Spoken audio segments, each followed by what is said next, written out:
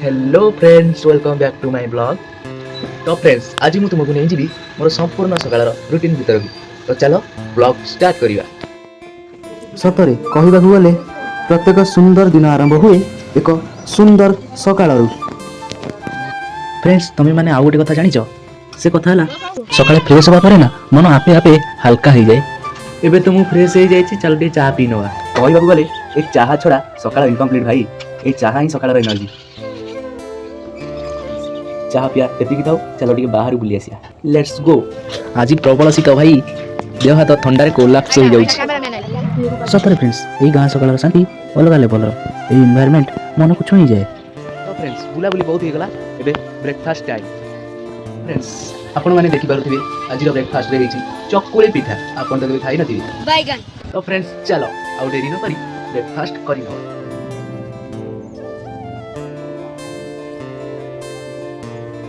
तो फ्रेंड्स मोर तो ब्रेकफास्ट हो गला आपण माने कोन कोन खाइले कमेंट रे जरूर कहिबे। सतरे संग माने जीवन रे बिग लग्जरी थारु फिश और हैप्पीनेस अधिक इंपोर्टेंट। तो फ्रेंड्स मोर वीडियो जदि भल लागिछि ताले लाइक आउ कमेंट आउ सब्सक्राइब करबा को जमा भी भूलिबेनी। रहूची देखा हवा नेक्स्ट ब्लॉग रे।